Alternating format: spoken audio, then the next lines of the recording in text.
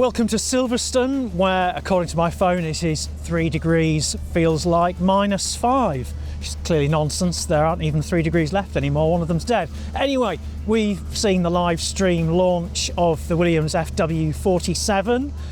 Very much a for the fans event, this. Media and all the marketing people in the world on one side of a garage, fans and influencers on the other. Steve Jones from Channel 4 weirdly standing on stage while he appeared behind himself in a video, which was quite strange and disconcerting. I think the big news really, as far as Williams is concerned, and the reason they're actually doing a launch individually rather than participating or rather than concentrating on the live launch as a whole in the O2 in London on Tuesday, is they want to ta-da their new title sponsor, Atlassian, which Williams team principal James Vowles described as the biggest sponsorship deal ever in Formula One. I'm not sure that's true, but anyway, for devotees of bingo, the word synergies was used quite a lot. For devotees of the James Vowles drinking game, journey, the word was used a lot. Direction of travel. What else did I take note of? Alex Albon and Carlos Sainz playing a variation of TV's Mr. and Mrs. called Mr. and Mr. We found out that one or either of them sleeps naked or in pyjamas. I don't know. Anyway, we have just spoken to Alex Albon as well. We have indeed, yeah. He was in good form, although having to pause his media roundtable for a good couple of minutes while the car's engine was firing up, drowning everything out. Questions couldn't be heard, answers couldn't be heard. Alex's manager, just a hand on the shoulder, we'll just wait, all very calm and eloquent as ever. But yeah, it's been an interesting day that we'll come back to. But yeah, just on Alex, he was saying that, you know, Carlos Sainz joining him, some might view that as the biggest challenge of his Formula One career since he was Max Verstappen's teammate at Red Bull. He says for him it's the opposite. It's an opportunity. It's not pressure. The launch that kind of so detailed and described, I think every word you said there could be summed up in a Jensen Button withering glance to the camera, which I thought he earned his crust very well, bringing a nice amount of levity to the whole proceedings, the Williams ambassador. But yeah, Alex Albon saying this launch shows where the team is going, really, and a reflection on, I guess, the big deal that they've done with Atlassian. And I think that there's one thing that really struck me about walking in was that we were welcomed into a welcome desk, given a wristband, presumably so that we don't get arrested on site if we try and enter any of the buildings in the wing here at Silverstone. And basically there was a sort of like, I paused for a moment expecting something else, and usually that something else is, please hand over your mobile telephones, or phones as they are called these days, put stickers on the cameras, it's all hush hush, it's very secret. Not so today. I was even able to go onto the pit wall here at Silverstone, take a photo of Carlos Sainz driving the car, photos allowed of it coming out of the garage, and it struck me like, well, why would they be doing that? Is it because they're so supremely confident in their engineering? Do they know the fact that, you know, in a cost cap era with 1 year left in these regulations, it doesn't matter if the teams see what's going on in the car at the shakedown? And I think it does show a good level, a good flex, a good level of confidence for Williams, but also I think they just want to just get this message out there that we've got a new title sponsor, the team's on the up, the team's expanding. That's the big message of the day. To hell with secrecy, we want everyone to know the story. So yeah, Alex Albon playing his part with that. He's very intrigued about how the season will go overall. Obviously Williams, we still expect them to be in the midfield. He says this year, he predicts, will be the closest year in F1 yet, which is quite a bold claim. But he's saying Q1 to Q3 could be covered by as little as just 1/10 of a second, no margin of error for anyone. The other thing I thought he was very interesting on was, I asked him about what his initial impressions were of the car.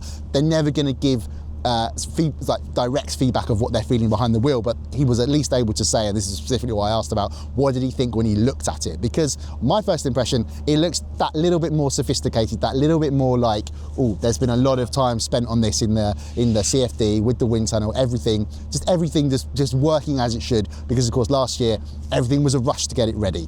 The car was overweight, it was heavy. This year Alex Albon saying, yeah, it feels like a good car. Of course, I don't know where they are relative to everybody else, but he's very pleased with the packaging. So it's nice and tightly shrunk, everything's fitting properly, that's good for the airflow, that's good for everything overall. On a day like today, it means the engine's nice and warm as it goes around Silverstone. Well, they like to keep it warm, didn't they?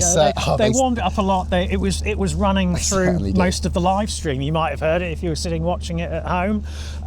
4 or 5 years ago, of course, there goes my larynx. 4 or 5 years ago, of course, the car wasn't even ready for testing, and heads rolled. So yeah, interesting. Flex is a good Gen Z word, isn't it? Do we call it Gen Z even if we're from England? I don't know. Let us know in the comments. But in what I think is very good news for Williams, James Vowles confirming that as opposed to last year, when of course they were keeping it under wraps at this stage, but did talk about it after a few rounds, things hadn't gone quite so well in the early part of the season. Williams will start this year with their new car at the weight limit, and that is pretty critical because things looked pretty awful for a good part of last year, and the team was very frustrated that the good work they had done with designing the aero parts was undone with the weight problem. It also meant that it is all stemmed from the fact that they had to get their car built quicker because they changed the entire process, and I'll come to that later on, from using a giant Excel spreadsheet to keep track of all the parts that they were producing. What that meant was that the car ended up being enormously heavy, and the slightest thing, Alex Albon, Logan Sargent at the time, in the wall, it was breaking the chassis, piercing the tubs, things like that.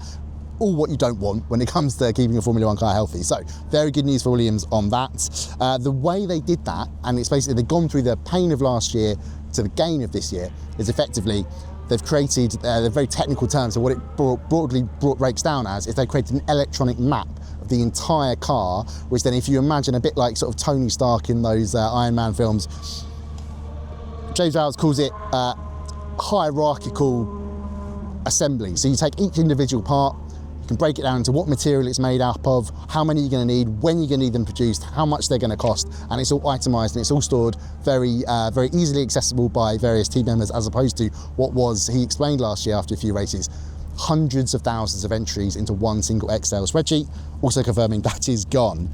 Imagine how long it took to load. I know. Anyway, in terms of what he spoke about with his new signing Carlos Sainz and how that's going to go with Alex Albon, he says they want the same things when it comes to developing a car. So their driving styles, very complementary. It's ever so slightly, they want a sort of a little bit more understeering is what I'm getting at, basically. They can cope with that a little bit better. They're not maybe quite as good when things are getting rather loose at the rear, although Alex Albon's got this neat little way of doing it that he sort of opens the steering lock a little bit, and that helps him get good traction on the exits. But anyway, two drivers wanting the same things, that can only be good news for Williams.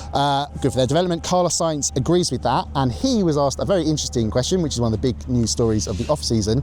The FIA deciding if anybody swears, or drivers in particular, if they swear in press conferences, away from the track, that potentially they could end up, if they keep doing it, end up being banned, and certainly big monetary fines coming. Carlos Sainz, I thought, as ever, because he's such a smart, clever guy, very wise answer. He says, look, in those sort of press conference, paddock environments, we shouldn't be swearing. He used the word, we should have the sanity, but he meant like, we should just be clever enough not to do that. When you're driving at 220 miles an hour and you have a big accident, you should be allowed to say at least something a little bit naughty. But yeah, I thought, as ever with Carlos Sainz, very wise. He should have that written into his contract, the sanity clause. There is no sanity clause. Sorry, children. Let's hope there isn't one written into yours, guys. But there we go. Sanity. This matter of swearing, I think it's all a load of we won't go down that route. It is one of the big talking points. Obviously, the FIA president is a little bit prudish about matters of swearing. As Carlos said, when you're travelling at that sort of speed, passions are high. The sport really should be in its coverage kind of reflecting that passion, and people do react in ways like that. James Vowles said, people who are in life-threatening situations use language that they might not necessarily use at the dinner table, which is right. And apart from that, it's been quite interesting mood music coming out today. As Carlos says, today's been all about showing the world that Williams is a team in transition. It's not the team that was late and overweight to the party as it has been in the past. And I think another one of the interesting things that came up was about him personally. He was asked, how are you going to manage the situation of not being in the running to win races anymore? How is that going to affect your mindset? And he was really quite diplomatic about that, but also open. He said he doesn't quite know yet how he's going to react to fighting over 15th place instead of P1, 2, 3, 4 or 5. He's going to find out. I thought he didn't like the question, actually. I think he's getting a little bit tired of that. That's Yeah. just my early indications, but anyway, carry on. Well, it was the end of the day, Yes. so, and he's probably been asked that umpteen times, so yeah, no wonder he had it got sort of quite down pat. So yeah, quite an interesting day, I thought, and useful, if slightly cold. And I'm quite glad that when we next speak to you in this place, it will be in the British summer. So that is about it from us. That's a wrap, as they say. We'll be back next week from an equally cold evening at London's O2. South East London, that's where I live, so I'm very happy. Yeah, Greenwich. You can see it. Those of you who watch EastEnders will of not course that be able posh. to pinpoint the location on the scrolling map at the beginning.